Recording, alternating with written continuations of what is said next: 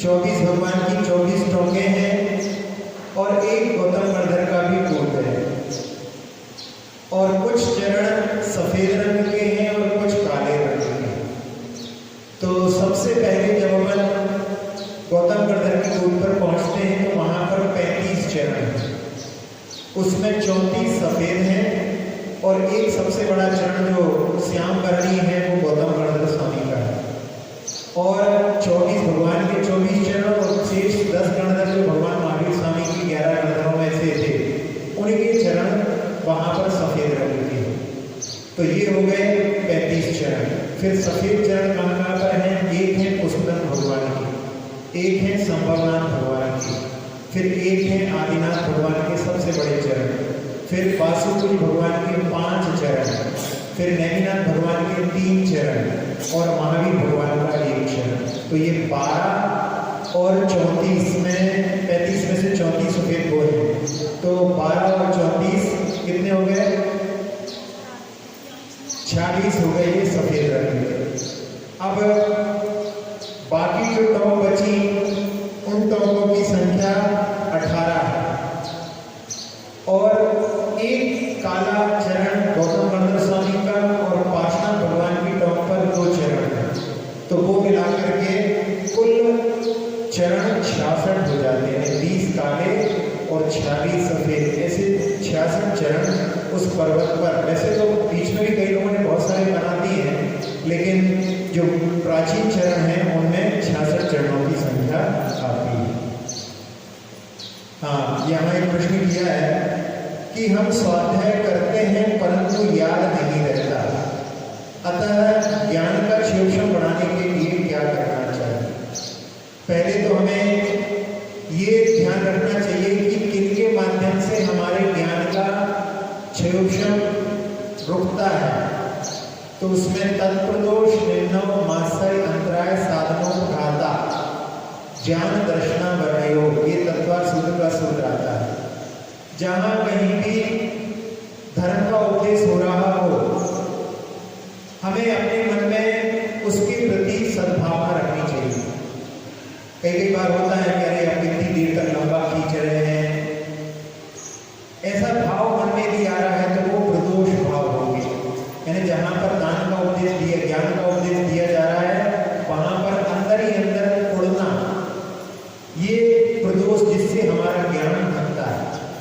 निर्णव, कभी भी कोई कुछ पूछे तो छिपाना नहीं, गुरु का नाम नहीं छिपाना, पुस्तक का नाम नहीं छिपाना, तो ये हो गया निर्णव से बचना। फिर मात्सर्य, जो दान लेने के योग्य है, ज्ञान ग्रहण करने के योग्य है, हमको जानते भी हैं, फिर भी हम उसको इसलिए नहीं देते कि वो हमसे आगे नहीं निकल जाए, तो वो कहलाता है मात्सर्य। इससे भी हमको बचना चाहिए। तत्प्रदोष, निर्णव, मात्सर्य, अंतराय, ज्ञान के जहां पर लेना देना हो रहा हो वहां पर कभी भी विघ्न उत्पन्न नहीं करना चाहिए। फिर इसके बाद में असाधना और उपघात, जब ज्ञान का जहां पर चल रहा हो वहां पर बोलना कि अरे ये तो ठीक नहीं बोल रहे हैं, इस प्रकार से वो असाधना कहलाती है। और प्रशस्त ज्ञान में खड़े होकर के दूषण लगा देना वो उपघात कहलाता है। तो इनके माध्यम से हमारे ज्ञान के ऊपर आवरण आता है, तो इन सबसे हमें बचना चाहिए। और साथ ही साथ में हम ज्ञान के क्षेत्रफल बढ़ाने के लिए दूसरों के लिए ज्ञान बढ़ने वृद्धि करने में सहयोगी बने। अपनी प्रशंसा अपने मुख से करना ठीक नहीं, लेकिन हम एक बात बता रहे हैं कि जहाँ कहीं भी हम कोई कक्षा लेते हैं और वहाँ पर जैसे पंचस्तोत्र पढ़ाते हैं, उसकी पुस्तकें उस जिनाले में हम स्वयं जाकर के खोज करके और पढ़ने वालों के लिए वितरित करते हैं।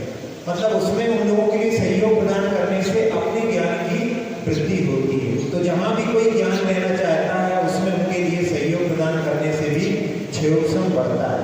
और जो अक्षर होते हैं, जैसे यहाँ के पर्वत पर बहुत सारे नाम लिखे हुए हैं, उनके ऊपर भी अपने चरण नहीं रखना चाहिए, क्योंकि सिद्धो वर्ण समाना है। ये वर्ण जो है आदि सिद्ध हैं, पेपर आदि जो रहता है उसके ऊपर पैर नहीं पड़ना चाहिए। तो ये एक अक्षर के प्रति विनय कहलाता है।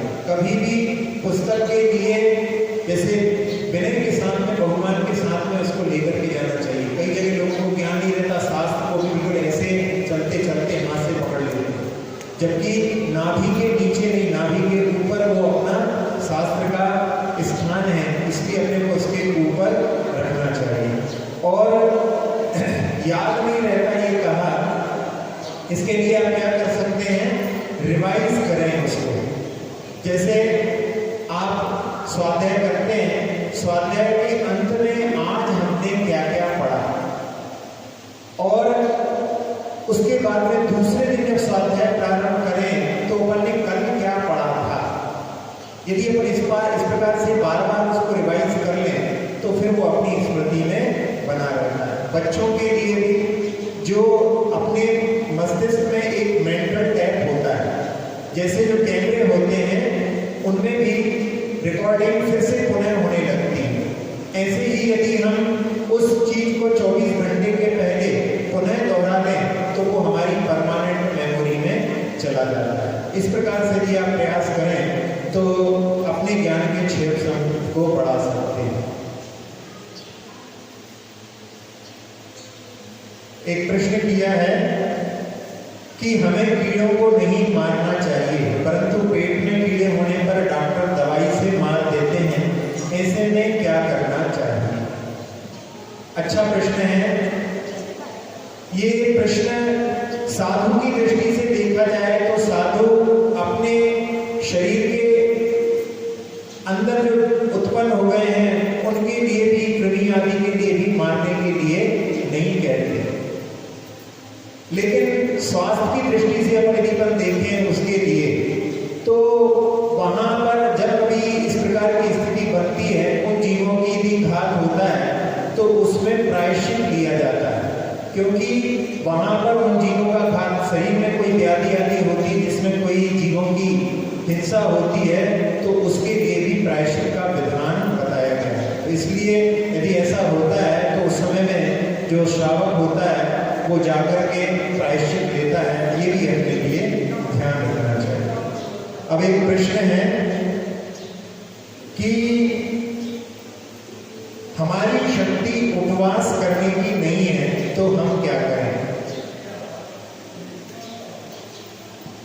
हमारी शक्ति यदि उपवास करने की नहीं है तो जो उपवास करते हैं हम उनकी अनुमोदना करें, उनकी हम प्रशंसा करें और बन सके तो उनकी सेवा का भी लाभ लें।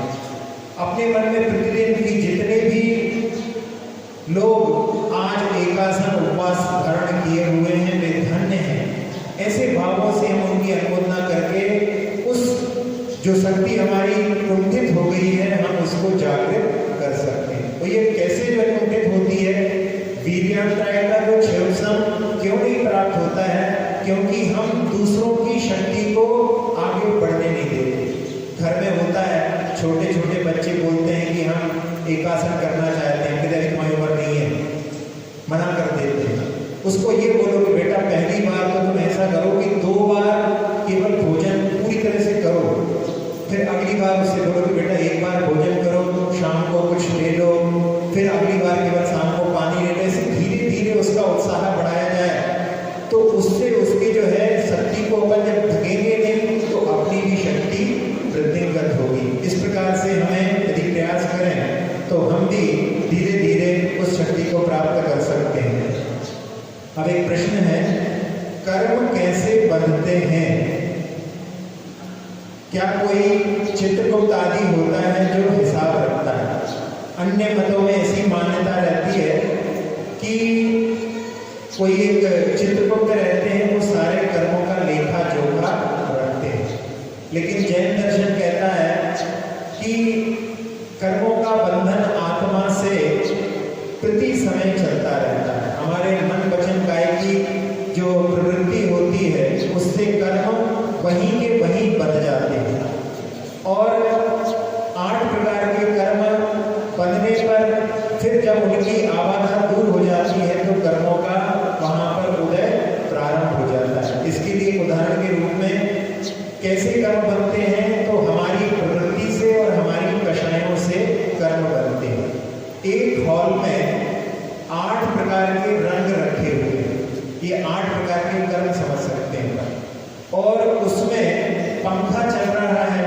तो ये हमारी मन वचन काया की प्रवृत्ति का प्रतीक यानी योग हो गया।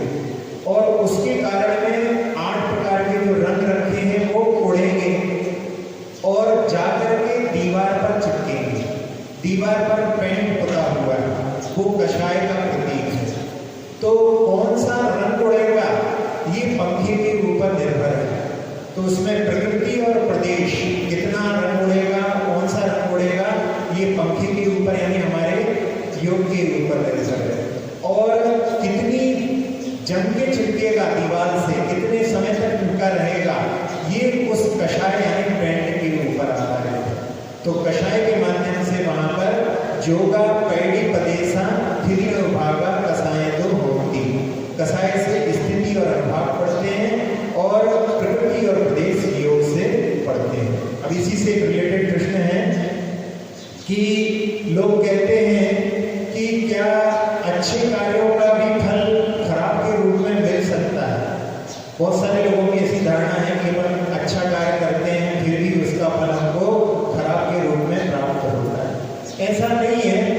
कर्मों का फल संक्रमण यदि हो जाता है, जैसे हमने कल बताया था कि दान देने के समय में अच्छे भावों के साथ में दान दिया और बाद में जब पैसे देने की बात आई तो अपन ने उस समय में संदेश कर लिया, तो वो जो पुण्य के भाव से अपने पुण्य का अर्जन किया था वो पाप के रूप में भी संक्रमित हो सकता है। लेकिन ऐसा नहीं होता कि अच्छे कार्यों का फल खराब के रूप में परिणत हो जाए, खराब कार्यों का फल अच्छे के रूप में परिणत हो जाए। उस समय के भावों के अनुसार उसमें परिवर्तन तो आ सकता है, लेकिन कभी कभी ऐसी भी स्थितियां बनती हैं, जैसे आप लोगों ने वर्णी जी का नाम सुना है। गणेश प्रसाद जी वर्णी जो बड़े वर्णी जी थे, एक बार क्या हुआ कि वो घूमने के लिए निकले और वहां पर बच्चे गेम गड़ा नाम का एक गेम खेल रहे थे। उस गेम में क्या होता है कि सब लोग एक गोला बना करके उसमें अपनी लकड़ी को रखते हैं और गेंद को मारते हैं। तो उस समय उनके मन में आया और उन्होंने वहां पर निवेदन किया कि हम इसको मारना चाहते हैं। तो एक लड़के ने उनको लकड़ी पकड़ा दी और उन्होंने कभी खेला नहीं था, लेकिन जब मारने लगे तो वो गेंद में तो नहीं लगी, लेकिन एक पीछे लड़का खड़ा हुआ था, उसकी आंख में जाकर के वो लकड़ी लगी और लकड़ी लगी तो आंख से जो है खून बरसना रहा और वो घबराए। घबराहट की बात इसलिए और ज्यादा थी कि वो जो लड़का था उसकी माँ बहुत झगड़ालू थी। अब उनको लगा कि उसकी माँ जब मिलेगी तो हमारी बहुत जो है सबके सामने इज्जत मिट्टी में मिला देगी। तो वर्णी जी कई दिनों तक सुबह सुबह बिल्कुल अंधेरे अंधेरे में दर्शन करके लौट जाते थे कि उससे मिलना ही ना हो। बहुत दिन तो निकल गए और एक दिन वो साधारण समय में निकल के जा रहे थे और वो सामने से आती हुई दिखाई और उसको दूर से ही देख करके उनका बिल्कुल ऐसी स्थिति हो गई कि अब तो जो है आज फंस गए हैं, आज तो बच नहीं सकते। और वो महिला पास में आकर के और वर्णी जी के पैर पड़ने लगी तो एकदम चौंक गए। तो उसने कहा कि आपने जो लकड़ी मारी थी हमारे बच्चे के लिए, उसकी आंख में अक्सूर था, यानी उसकी आंख लाल लाल बनी रही थी, लेकिन आपकी लकड़ी से उसका जो है खून वहां से निकल गया, उसकी आंख ठीक हो गई। लेकिन ये काम गुणाक्षर न्याय से ठीक हो गया। गुणाक्षर न्याय क्या होता है? घुन यदि लकड़ी को खाती है और उसमें अक्षर का निर्माण हो जाए, बहुत दुर्लभ है, यानी बहुत दुर्लभता से कभी ऐसा कुछ हो जाता है कि आपकी लकड़ी लगने से उसकी आंख ठीक हो गई, लेकिन ऐसा प्रयोग किसी और पे मत करें। तो यहाँ पर हम क्या कहना चाह रहे हैं कि वर्णी जी का पुण्य कर्म का उदय तीव्र था, उसके कारण में जो गलत कार्य भी हुआ, लेकिन उसके बाद में भी उनका फल उनको अच्छे के रूप में प्राप्त हुआ। और कई बार ऐसा भी होता है, लोग कहते हैं कि अच्छे का फल हमें खराब के रूप में प्राप्त हुआ। ऐसा नहीं है कि अच्छे का फल खराब के रूप में प्राप्त हो रहा है। पूर्व के किए हुए पाप कर्म का भी अच्छे के रूप में, पूर्व के किए हुए अच्छे कर्म का, जो पूर्व के पाप कर्म का उदय अच्छे के रूप में नहीं प्राप्त होता, लेकिन पूर्व के पाप कर्म का उदय पाप के रूप में प्राप्त होता है। जैसे अच्छे कार्यों के लिए उदाहरण मिलते हैं। लड़का था जो एक हॉस्टल में रहता था और उस समय जैसे यहाँ पर लॉकडाउन जैसी स्थिति बनी, ऐसी स्थिति उस ब्राजील कंट्री में बनी हुई थी। वो बच्चे लोग हॉस्टल में 2-3 दिन से भूखे थे, कोई उनके लिए कुछ सप्लाई नहीं थी और वो वहाँ से निकल कर के एक महिला को वहाँ पर नाश्ता करते हुए देखता है और देख करके बड़ी लज्जाई नजरों से देख रहा था। उसने महिला ने उसको बुला करके पूछा, बेटा कुछ खाओगे? तो उसने कहा नहीं, मुझे प्यास लग रही है। उसने कहा नहीं बेटा, तो पानी के साथ साथ पहले कुछ खा लो। तो उसने उसको 2 ब्रेड और 1 गिलास दूध उसके लिए दिया। समय व्यतीत हो गया और ये महिला एक बार एक एक्सीडेंट में घायल हो गई, हॉस्पिटलाइज थी और उस समय उसका पैर का ऑपरेशन हुआ, बहुत बड़ा बिल बना। वो सोच रही थी लगता है पूरा घर बिक जाएगा, मैं कर्जे में आ जाऊंगी। लेकिन जब बिल दिया गया तो उसमें बताया गया कि तुम्हारा बिल तो क्लियर हो चुका है, पेमेंट हो चुका है। तो उसने पूछा किसने पेमेंट कर दिया? जब उसको बिल दिखाया तो उसमें वही लिखा हुआ था कि 2 ब्रेड स्लाइस और 1 glass of milk. Doctor Calvin, जो छोटा सा लड़का जिसको उसने उस समय दूध पिलाया था, वही चल करके आगे डॉक्टर बना और उसने वहां पर उसको इस प्रकार से मदद की। तो ऐसा नहीं है कि केवल अच्छा करने से ही, लेकिन कभी कभी ऐसा भी लगता है कि हमने अच्छा किया, उसका भी जो है हमें गलत फल मिल गया। एक बार एक व्यक्ति ने किसी के लिए लिफ्ट दी और लिफ्ट देने के बाद वो गाड़ी में बैठ गया और रास्ते में थोड़ी देर बाद उसने उल्टी करने का नाटक किया और ये व्यक्ति ने गाड़ी रोकी, उस तरफ गया, उसको निकाल करके कि तुम्हें क्या परेशानी है। और उस समय में झुक करके देख रहा था तो उस व्यक्ति ने अपने हाथ में कुछ भारी वस्तु पीछे छिपा रखी थी और उसने उसके सिर पर मारा। वो बेहोश हो गया और उसके कपड़े तक उसने उतार लिए और गाड़ी लेकर के भाग गया। अब बेचारा वो व्यक्ति बिना कपड़ों के वहां पर लिफ्ट बड़ी मुश्किल से उसको मिली और वो भी दूसरे डायरेक्शन की, यानी जहां से आ रहा था वहीं उसके लिए लिफ्ट मिली। 8-10 दिन बाद वो अपने घर पहुंचा। घर पहुंचने पर उसने देखा कि वहां पर सब लोग रो रहे हैं और सामने ही एक ताबूत रखा हुआ था और उसका लड़का उसको देख करके भूत भूत कह करके भागने लगा।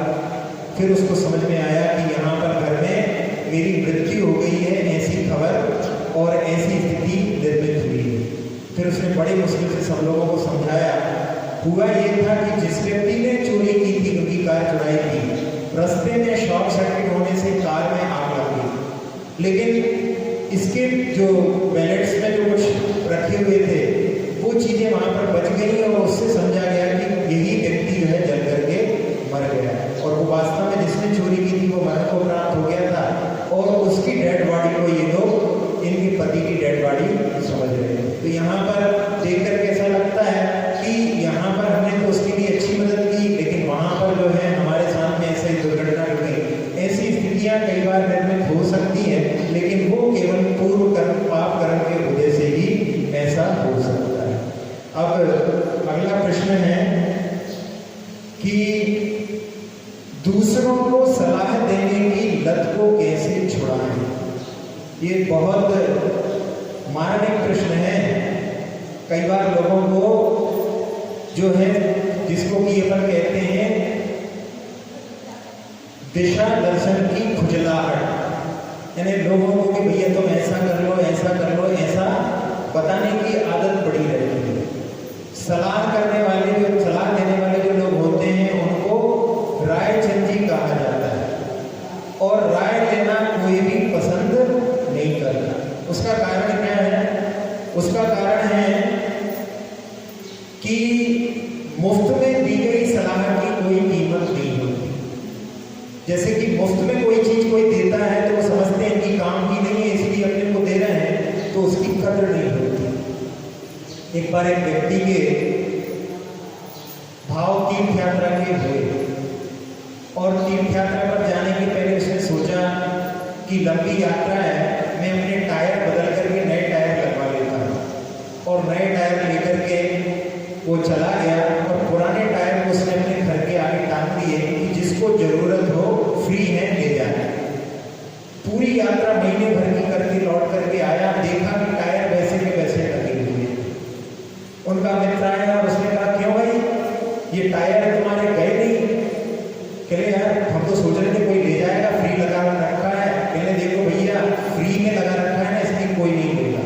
इस पे तो बस ऐसा करो, टैग बदल दो, इस पे तो लिख दो कि 99 रुपए में बिकाऊ है, और उसने उसको टैग को चेंज कर दिया। अगले दिन सुबह जब उठा तो वहां टायर चोरी हो चुकी। मतलब जिसकी कुछ कीमत होती है उसको चोर ले जाता है, फ्री चीज को तो चोर भी नहीं ले जाता। तो बस ऐसा ही सलाह में होता है, मुफ्त में दी गई सलाह को कोई भी स्वीकार नहीं करता। और जो कंसल्टेंट होते हैं, सलाह देते हैं, उनकी जो सलाह को जब दी जाती है तो उसका कुछ चार्ज लेते हैं, तो व्यक्ति उनकी जो सलाह को अच्छी तरह से स्वीकार भी करता है। और इसको अपन दूसरी दृष्टि से समझें तो ये कहलाता है पापोपदेश, एक अनर्थ दंड का भी नाम है, जिसमें हम मुफ्त में सलाह दे देते हैं। हम निकले और हमने उसके घर को देख करके कि अरे यार भाई इस बार क्या पोताई नहीं करवा रहे हो, वैसे उसका मन नहीं था, पिछली बार ही करवाई थी, लेकिन आपकी सलाह से उसने पोताई करवा ली। अब उस पोताई के माध्यम से जितने भी जीवों की हिंसा होगी उसमें आपने अपना शेयर बना। तो ऐसे पापोपदेश समझ करके मुफ्त में अनर्थ, जिसमें बिना प्रयोजन के अपने पाप का अर्जन होता है, उससे हमें बचने का प्रयास करना चाहिए।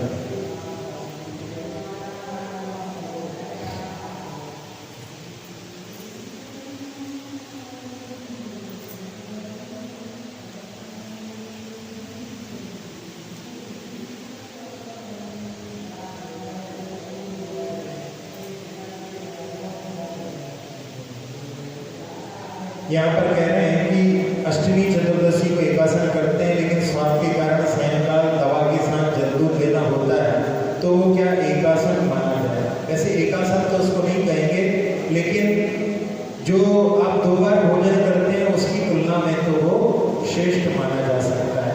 अपना इसी प्रकार से अपना जैसे स्वास्थ्य आदि के लिए अपन ले लेते हैं, तो उसके लिए अपन ऐसे ही पहले से सोच करके अपन उसको स्वीकार कर सकते हैं। एक प्रश्न किया है कि पत्थर के समान सौंधा नमक होता है, उसकी मर्यादा कितनी होती है पिसे हुए नमक की?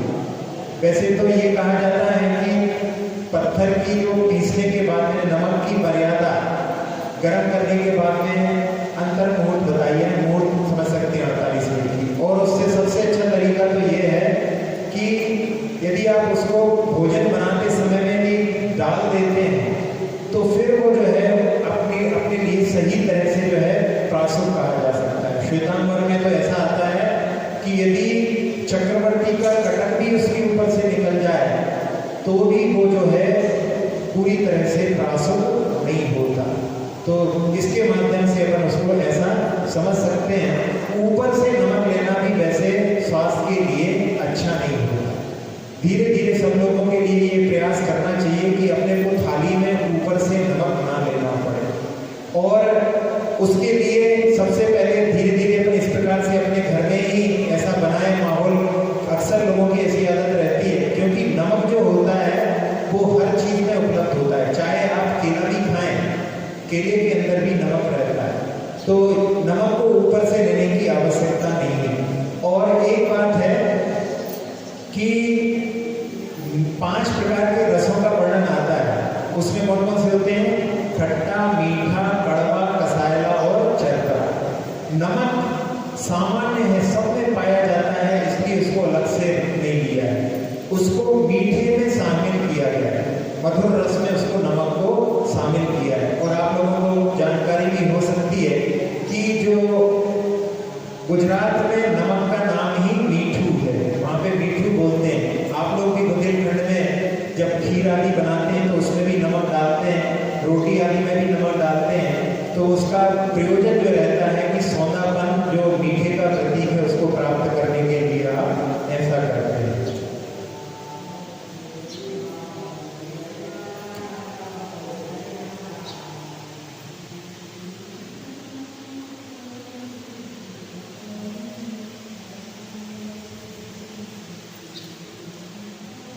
एक प्रश्न है, अपनी प्रशंसा और पर की निंदा से कैसे बचे? बहुत अच्छा प्रश्न है, क्योंकि अपने यहाँ तत्वार सूत्र में लिखा है परात्म निंदा प्रशंसे शरसत गुणोच्छादों भावनेचा नीचे गोत्रस्य। जो पर की निंदा करता है और अपनी प्रशंसा करता है वो नीच गोत्र का बंध करता है। इसलिए पर की निंदा से बचना चाहिए और अपनी प्रशंसा से बचना चाहिए। अब पर की निंदा से बचने के लिए पर की अपने को प्रशंसा करना चाहिए, दूसरों के गुणानुवाद करना चाहिए। जबकि अपन लोग पूजा के उसमें पढ़ते भी हैं कि जो सत्कृत्य हैं उनके गुणों का मैं गान करूं और दोष ढांकूं सभी का।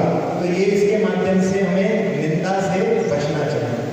तो ये यदि हम दूसरों की प्रशंसा करने लगे और जहां कहीं अपनी प्रशंसा की बात आए तो उस समय में अपने मुख से अपनी प्रशंसा करने से अपने लिए बचना चाहिए, क्योंकि दूसरों के मुख से ही जब प्रशंसा की जाती है तो वो प्रशंसा की श्रेणी में आती है। अपने मुख से जो प्रशंसा करता है उसके लिए तो कहते हैं कि अपने मुंह मियाँ मिट्ठू बनना, उसको कोई भी पसंद नहीं करता है। और दूसरों की निंदा में रस लेना ये हमारे लिए बहुत ही निम्न स्तर की बात होती है। कई बार लोग कहते हैं कि हम बिल्कुल निंदा नहीं करते, तो कैसे पता पड़े कि हम निंदा नहीं करते हैं?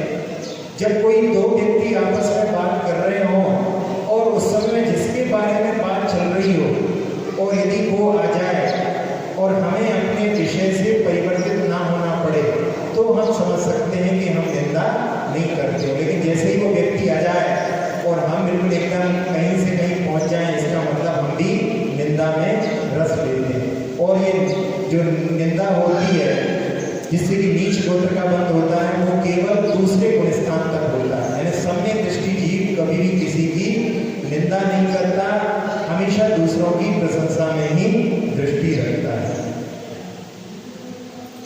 एक प्रश्न है, केवल दुख में ही भगवान की शरण में क्यों जाते हैं? ये प्रश्न भी आप सब लोग जानते हैं कि दोहे में आप लोगों ने पढ़ाई है कि दुख में सुमिरन सब करें, सुख में करे न कोई, और जो सुख में सुमिरन करे दुख काहे को।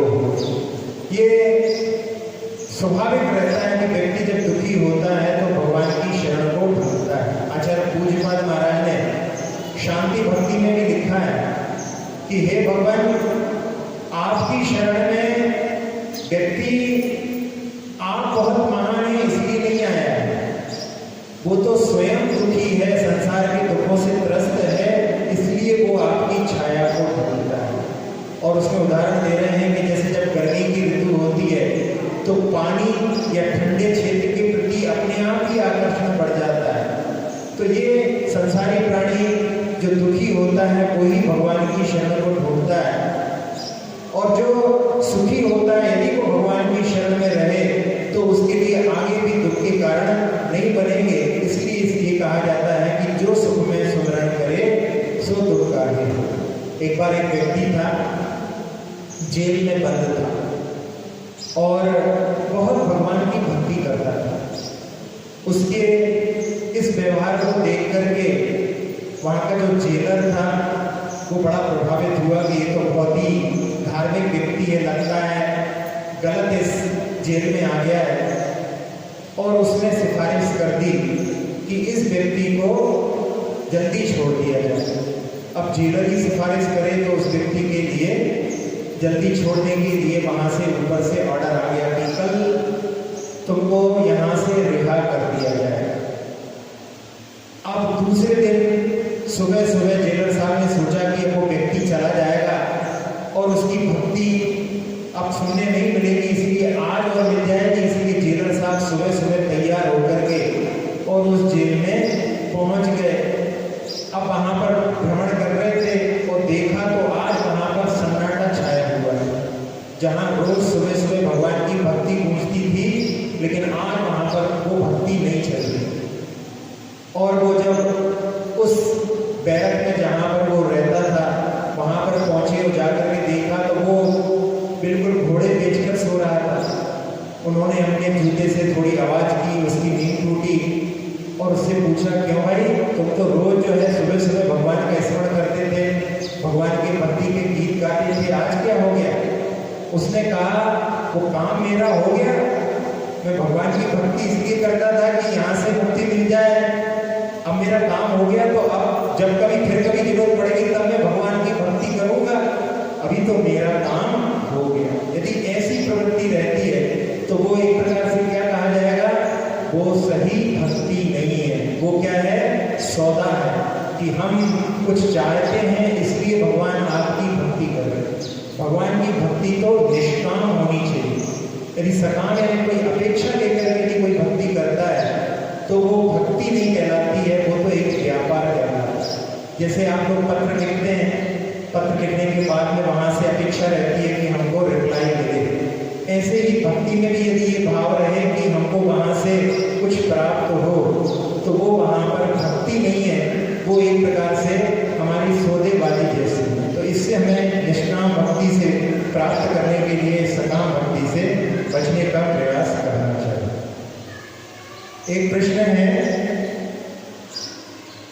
कि चिकित्सा के क्षेत्र में पूरी तरह से व्यावसायिकता और संवेदनहीनता देखने में आती है, ऐसा क्यों?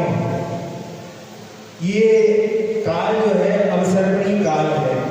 एक प्रश्न और इसमें रिलेटेड था कि धीरे धीरे जैनों की संख्या कम होती जा रही है, उसमें क्या कारण है? दोनों का देखा जाए तो ये ही उत्तर है कि ये अवसर्पणी काल है। आगे आगे अच्छी अच्छी चीजों में सब में जो है ह्रास आता जाएगा।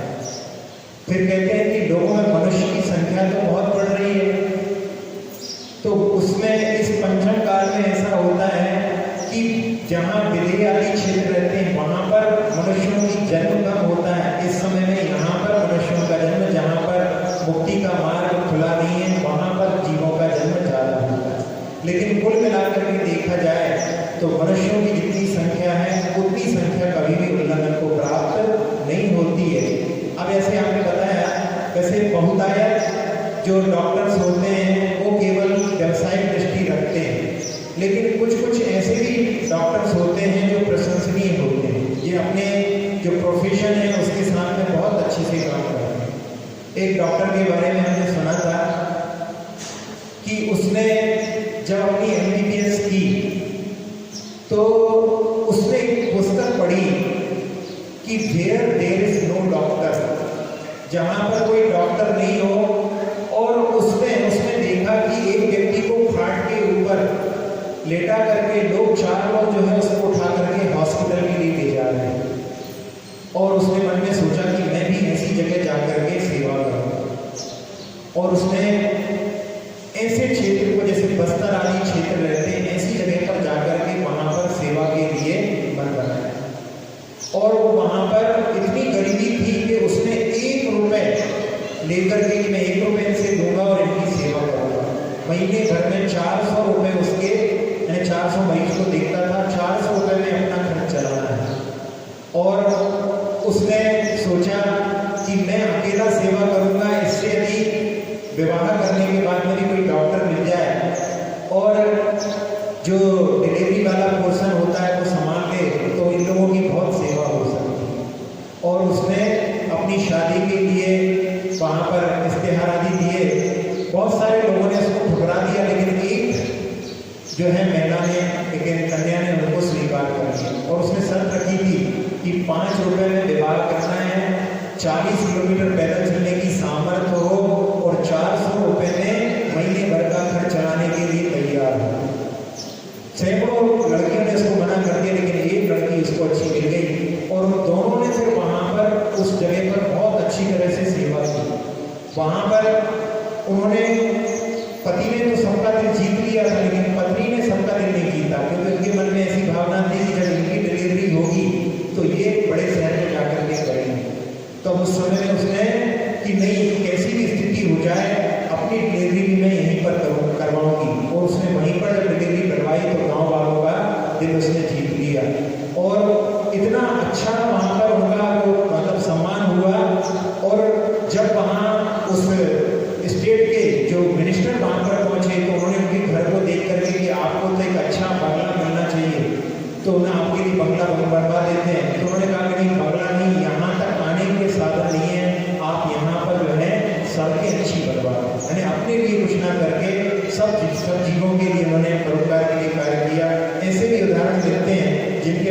से लोग जो है प्रेरणा लेकर के अच्छे कार्य कर सकते हैं। अब एक प्रश्न है कि ड्रेसिंग सेंस यानी मंदिर में हमें कैसे वस्त्र पहन करके आना चाहिए। ये एक बड़ा ही ज्वलंत प्रश्न है। कई बार लोग ऐसे वस्त्रों को मंदिर में पहन करके आते हैं जिनको देख करके बहुत सारे लोग कहते हैं कि ये मंदिर की जो पवित्रता है वो अब मेंटेन नहीं रही। पहले के समय में जब 100-150 साल 200 साल पुरानी बात है, उस समय में एक सुगन चंद जी नाम के दिल्ली में सेठ के पुत्र थे और वहां पर एक महिला जब मंदिर में आती थी तो पायल की इतनी बजने वाली पायल पहनती थी कि वो घुंघरू जैसी आवाज आती थी और लोग जब वहां पर जाप आदि देते थे उस आवाज को सुन करके लोगों का ध्यान जो है वहां पर चला जाता था। तो उन्होंने उस दृश्य को देखा तो उन्होंने सोचा कि ऐसा यदि चलता रहा तो आगे क्या होगा, अब उसको हम कैसे समझाएं। तो उन्होंने अपनी पत्नी से कहा कि कल तुम इतने समय में बिल्कुल जिस तरह से नववधू तैयार होकर के आती है वैसे तुम तैयार होकर के आना। और जब वो वहां पर पहुंची उसी समय में उस महिला का आना हुआ और उसके सामने ही उन्होंने कहा, क्या तुम्हें शर्म नहीं आती है, ये मंदिर है, यहाँ पर ऐसे वस्त्राभूषण पहन करके तुम्हें किसने आने के लिए कहा। वो मन में सोचती है स्वयं तो इन्होंने बुलवाया था और आज हमको बुलवा करके सबके सामने ऐसा कह दिया। वो अपनी नजरें नीची करते हुए घर लौट गई। उसको सुनकर के जो दूसरी महिला थी वो भी जो है वहां से वापस चली गई और अगले दिन से उसका जो है रहन सहन मंदिर में जो है अंतर देखने में आने लगा। तो ऐसी स्थितियां जो निर्मित होती हैं यदि उसमें समझदारी के साथ में किया जाए तो बहुत कुछ परिवर्तन आ सकता है। कई बार हम ऐसे वस्त्र को पहनते हैं कि जिससे दूसरे लोगों के लिए प्रोवोक करते हैं, उनको बोलने के लिए या उनको कुछ कहने के लिए मजबूर करते हैं। एक बार एक लेडी ने जो गर्भवती थी एक टी शर्ट पहनी हुई थी और टी शर्ट पहन करके वो एक लिफ्ट में चढ़ी। लिफ्ट में कोई व्यक्ति पहले से वहां पर था और उसने उसको देख करके कहा बॉय। तो उसने सोचा इसने मुझे बॉय क्यों बोला है। वो अपने घर में पहुंची तो अपने पति से बोलती है, क्या मैं बॉय जैसी दिखती हूँ जो उस लड़के ने मुझे बॉय कहा, क्या टी शर्ट पहनने से क्या मैं बॉय जैसी दिखती हूँ। तो पति ने उसकी टी शर्ट को देख करके कहा नहीं, उसने तुम्हें बॉय नहीं बोला है, उसने ये बोला है कि तुम्हारे गर्भ में जो कुछ है वो बॉय है, लड़का है और तुमने ही उसको बोलने के लिए मजबूर किया है क्योंकि तुमने जो टी शर्ट पहनी है उसके ऊपर लिखा हुआ है गैस, GUESS और 3 क्वेश्चन मार्क लगे हुए हैं। जब तुमने सामने वाले को ये प्रश्न रखा है कि गैस करो कि मेरे गर्भ में क्या है, तो सामने वाले ने जो कुछ बोला है उसने अपनी तरफ से नहीं बोला है, तुमने उसको बोलने के लिए मजबूर किया है। तो कई बार ऐसी स्थितियां होती हैं। कई बार लोग ऐसे परफ्यूम को लगा करके मंदिर में आते हैं कि जिसके कारण में व्यक्ति के लिए पता पड़ जाता है, आंख बंद भी हो, जाप दे रहा हो और वो व्यक्ति के आते से वैसी जो है वहां पर गंध आने लगती, लोग समझ जाते हैं कि फला व्यक्ति मंदिर में आ गया। तो ये क्या है, हम यहाँ भगवान की भक्ति करने आए हैं और उसमें एक दूसरों का ध्यान अपनी ओर आकर्षित करना चाहते हैं, तो वास्तव में वो हमारे लिए जो है अच्छा नहीं है। हमें इससे बचने का प्रयास करना चाहिए। एक प्रश्न है, कृतज्ञ और कृतज्ञ में क्या अंतर है। कृतज्ञ शब्द जो होता है वो किए हुए उपकार को स्मरण में रखने वाला कृतज्ञ कहलाता है और कृतज्ञ जो होता है वो किए हुए उपकार को भूल जाने वाला कृतज्ञ कहलाता है। इसीलिए आप लोग मेरी भावना में पढ़ते हैं, हो नहीं कृतज्ञ कभी नहीं, यानी किए हुए उपकार को कभी ना भूले। एक उदाहरण सुना करके समय हो रहा है कि एक माता के 2 बच्चे और दोनों अच्छी पोस्ट पर इंजीनियर, डॉक्टर और अमेरिका में चले गए। यहाँ पर माता की हवेली थी और वहाँ पर खूब कमाने के बाद में भी उनकी दृष्टि हवेली के ऊपर। उन्होंने अपनी माता को अमेरिका बुलवा लिया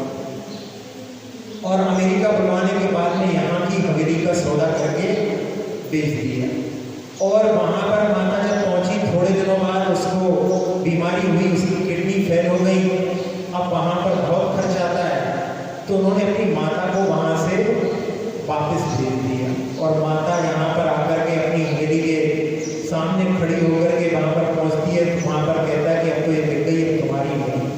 सोचो, दो बेटे होने के बाद में भी उसको वहां पर वापस। अब वो क्या करती, हॉस्पिटल में बीमार थी तो हॉस्पिटल में पड़ी हुई थी और उसके लिए एक महिला जो पहचान गई कि 50 साल पहले उस नगर में दंगे हुए थे और उस परिवार को इस महिला ने बचाया है। 50 वर्ष के बाद में भी उसको उसका उपकार याद है, लेकिन जिन बेटों को इस योग्य बनाया उन बेटों को अपने माता पिता का उपकार याद है। ऐसी स्थिति हो जाती है तो वो जो है कृतज्ञ कहलाएगा, और जिन बेटों ने उसके लिए इस प्रकार से अपने घर से भी बेदखल कर दिया वो वहां पर कृतज्ञ कहलाएंगे। अब थोड़ी देर के लिए अपन सभी लोग ध्यान करते हैं। सभी लोग ध्यान की मुद्रा में बैठने का प्रयास करें।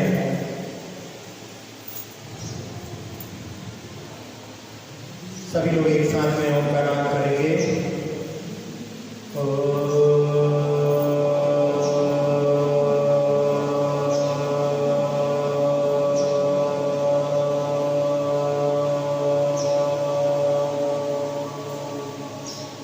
प्रणव मंत्र के माध्यम से मन पूरी तरह से शांत हो चुका है।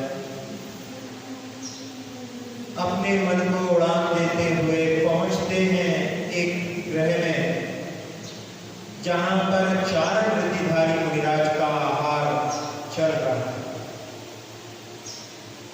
एक राजा और एक रानी अपने सेवकों के साथ में चारण वृत्तिधारी मुनिराजों को आहार दे रहे हैं और वहां से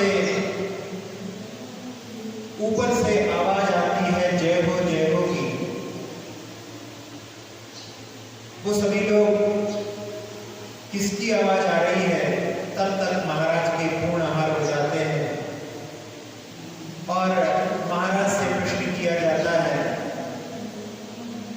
महाराज कहते हैं कि ये देवों का समूह था जो अष्टांगिक पर्व के लिए नंदीश्वर द्वीप जा रहा था। जो 3 बार अष्टांगिक पर्व को नंदीश्वर द्वीप की पूजा करता है वो 3 भव में मुक्ति को प्राप्त करता है। ऐसी बातों को सुनकर के जो विद्याधर राजा था उसके मन में आया कि मैं भी नंदीश्वर की यात्रा करूं और एक विमान के माध्यम से विद्याधर था, विद्याओं के माध्यम से एक विमान निर्मित करके और नंदीश्वर की यात्रा के लिए जाना प्रारंभ करता है। पत्नी कहती है कि 2.5 दिन के बाहर मनुष्य नहीं जा सकता। यदि समुद्घात करते हैं केवली तो उनकी आत्मा उस समय में बाहर जा सकती है, या कोई जीव जो तृष्णाड़ी के बाहर है और उस समय 2.5 दिन के बाहर है और वहां से यदि मनुष्य लोक में उत्पन्न हो रहा हो तो उस समय में विग्रह गति में उसकी आत्मा बाहर रह सकती है। इसके अलावा मनुष्य 2.5 दिन के बाहर नहीं रह सकता। लेकिन उस राजा ने अपनी रानी की बात ना मान करके और नंदीश्वर की यात्रा करने के लिए विमान को बड़ी तीव्र गति से ले जाने का प्रयास किया। जैसे ही मानशंकर पर्वत के निकट पहुंचा और दुर्घटनाग्रस्त हो गया और उसके कारण सिर में चोट लगने के कारण वो मरण को प्राप्त हो गया। लेकिन उसके शुभ भावों के कारण उसने देव गति को प्राप्त किया। अंतर मुहूर्त में उसका पूरा शरीर निर्मित हो गया 16 वर्षों के युवक के समान, और उसने अपने अभिज्ञान के माध्यम से जान लिया कि मैं नंदीश्वर की यात्रा के लिए जा रहा था और वो दिव्य द्रव्य को लेकर के नंदीश्वर के चारों दिशाओं के जिनालयों में वंदना करने के लिए पहुंच गए। 13 जिनालय एक दिशा में अंजनगिरी लड़ी को प्रति कर ऐसे 13-13 जनानियों की 500-500 धनुष के जनानियों की वंदना कर चारों दिशाओं में 6-6 घंटे आराधना कर जब वो लौटता है तो उसके मन में आता है कि मैं अपनी पूर्व की पत्नी के पास चलूं और अपनी विद्या के माध्यम से पुनः पूर्व के रूप को बना करके और अपनी पत्नी के पास में आकर के कहता है कि मैं नंदीश्वर की वंदना करके आ गया। पत्नी कहती है कि ये संभव नहीं है। उस समय में वो नंदीश्वर की जयमाला वहां पर दिखाता है। तब पत्नी कहती है कि यदि तुमने वहां की यात्रा की है तो तुम मेरे पति नहीं हो सकते हो, और यदि तुम मेरे पति हो तो नंदीश्वर की यात्रा नहीं कर सकते। ऐसे उसके अकाट्य सिद्धांत को देख करके वो देव अपने वास्तविक रूप में आकर के उसको नमन करके कि तुम्हारा जिनवाणी के प्रति अटूट श्रद्धान है, प्रशंसा करके वो चला जाता है। जब वो देव अपनी पूर्ण आयु करके हस्तिनापुर में जन्म लेता है और जब वो वैराग्य को प्राप्त होकर के और ध्यानस्थ होकर के अपने कर्मों को नाश करके केवल्य को प्राप्त होता है और समय पर निर्वाण को प्राप्त होता है। जो रानी थी वो आरिकाओं के व्रतों को धारण कर अंत समय में संलीना कर स्वर्ग जाती है और स्वर्ग से आने के बाद में हस्तिनापुर में ही राजकुमार के रूप में उत्पन्न होकर के राज्य करके एक मुनिराज के उपदेशों से वैरागी को प्राप्त कर वो भी अंत समय में अपने चारों अघातीय कर्मों को नष्ट करके और मुक्ति को प्राप्त हो जाता है। ऐसे नंदीश्वर की यात्रा की ये कथानक जिसमें अनंतानंद सिद्ध परमेष्ठियों को उनकी ऊर्जा को अपने ओर आह्वान करने के लिए सभी लोग एक साथ में ओम का नाम करेंगे।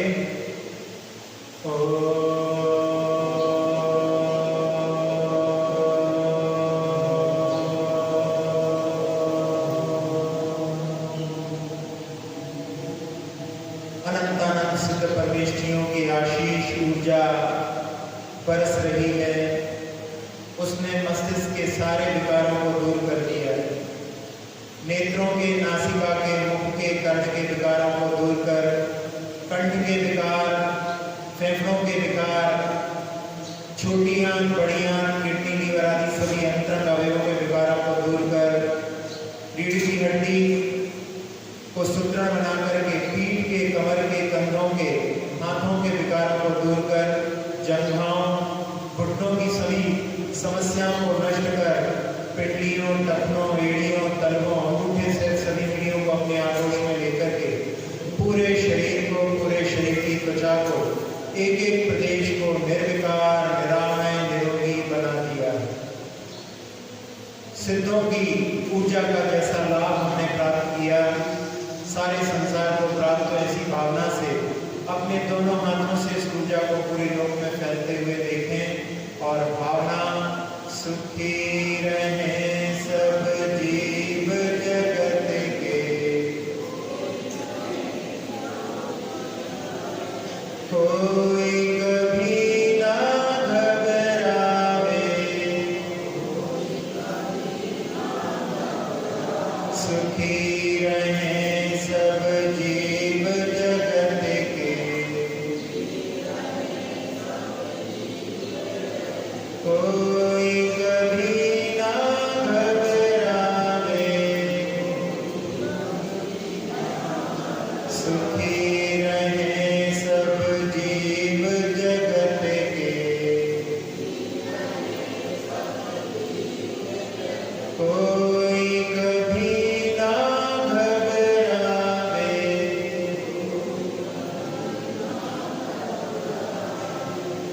सारे संसार में शांति का वातावरण 2.5 कितना ही 45 लाख योजन जो क्षेत्र है वो सिद्धों का सिद्ध शिला है। अनंतानंद सिद्ध परमेष्ठियों की छत्र छाया में बैठे हुए यहीं पर विराम लेते हैं। अपने आत्म तत्व को सिद्धों की अवस्था प्राप्त ऐसी भावना